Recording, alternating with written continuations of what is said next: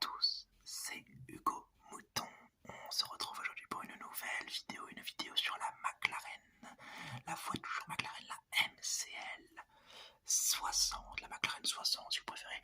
C'est la 6e voiture présentée de la saison, de l'avant-saison, et on s'approche de la fin avec une rafale de vidéos à venir pour suivre les voitures.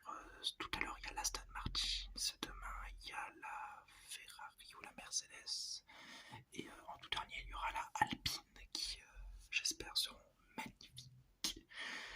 L'une des écuries les plus mythiques nous dévoile sa voiture, donc McLaren, après une saison galère et décevante en 2022, car on les attendait beaucoup plus haut, 5e n'étant que trop peu, et surtout qu'ils n'ont jamais été vraiment menaçants pour les 4e qui étaient Alpine. Donc on peut qualifier cette saison de 2022 de décevante. On espère que 2023 ne le sera pas pour l'écurie anglaise. La monoplace est dans un style moderne et elle marque aussi le fin du partenariat avec Gulf. Malgré ça, le bleu est conservé sur la monoplace avec quasiment la même proportion que l'an dernier, et c'est d'ailleurs le orange qui diminue drastiquement, nous offrant de belles bandes noires, de beaux dessins noirs sur la monoplace, un peu au style de la Alfa Romeo.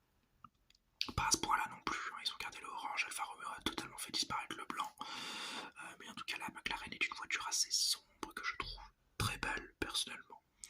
De nombreux sponsors apparaissent en plus gros comme Chrome ou DRX je crois, ce qui donne une âme à la voiture, une âme supplémentaire, et nous rassure peut-être un peu sur la santé financière de l'écurie, qui est proie à des soucis financiers depuis le Covid, voire un peu avant.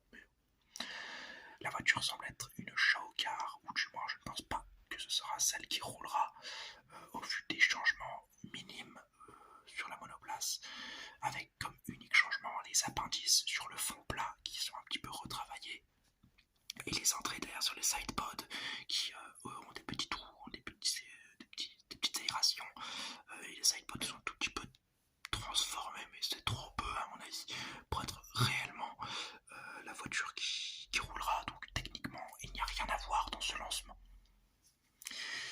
C'est les pilotes qui vont nous intéresser, avec un Norris qui se voit contesté avec un nouveau jeune pour la place de leader.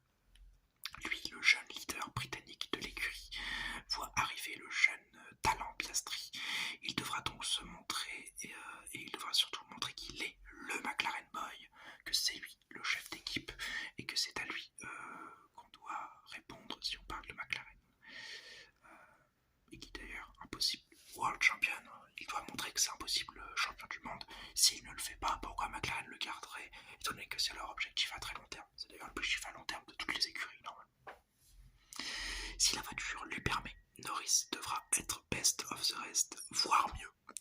Et si c'est une purge, si la voiture est nulle, il devra nous faire des Alonso des années 2010 et surperformer avec sa monoplace un week-end sur deux pour maintenir l'écurie à flot et montrer que c'est le patron de l'écurie. Il n'est pas sous pression d'éviction de son siège, mais si Piastri le bat cette année, il devra se questionner sur son avenir chez les papayes. Piastri, quant à lui, devra prendre la mesure et se montrer à la hauteur de Norris. On connaît Piastri, on sait qu'il a fait une année entre guillemets sabbatique chez Alpine, et il a intérêt à se montrer assez performant pour justifier son recrutement et le remue-ménage qu'il nous a fait subir pendant la silly season de l'année dernière. Il aura à peu près 2 ans pour devenir le leader, selon moi, et qui sait, peut-être que le duo deviendra plutôt complémentaire au lieu d'être chasseur-chassé, au lieu que ce soit Piastri qui vienne chasser Norris, ou peut-être Norris qui dégage Piastri comme il a pu le faire avec Ricciardo. Peut-être que ce sera un duo complémentaire, que l'un sera bon dans certaines choses, que l'autre ne sera moins bon, et qui s'aideront en piste, et que le duo durera et ne sera pas viré, que ça devra une sorte de Hamilton-Bottas. Pouvons-nous être optimistes sur ça? On ne sait pas. Tout du moins, Piastri devra prendre la mesure de la monoplace et se montrer à la hauteur. C'est tout ce qu'on lui demande. C'est tout ce qu'on veut, vu le talent du garçon. Maintenant, la chaîne de direction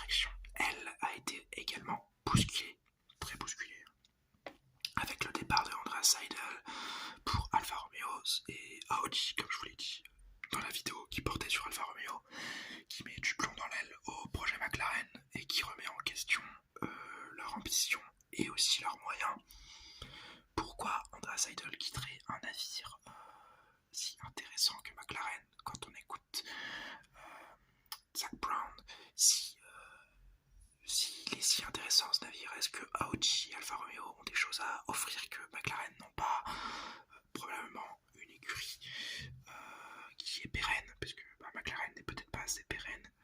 En tout cas, il est remplacé par Andrea Stella, qui était déjà directeur de course de McLaren les 3 années précédentes, et qui est donc maintenant team principal, qui connaît donc l'écurie, et qui devra refaire un peu l'organigramme et un peu réadapter tous les postes s'il veut réussir une bonne saison cette année.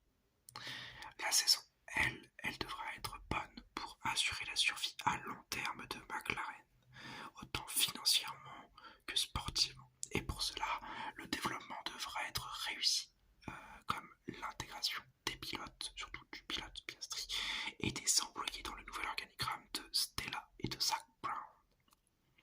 Mon avis sur tout ça. Pour moi, Stella, il a fort à faire. La saison de l'an dernier, elle n'était pas facile pour McLaren. Elle n'a pas été facile, surtout à cause de Ricciardo sur beaucoup de points. Mais pas que ça, la voiture n'était pas exceptionnelle. Norris s'en est beaucoup plaint. D'ailleurs, Norris, il devra rester numéro 1. Et selon moi, il devrait rester numéro 1. Mais Piastri a du talent. C'est un talent pur. Je l'aime beaucoup, Piastri. Je l'ai découvert à peu près au même moment que Pourchaire, comme beaucoup de monde.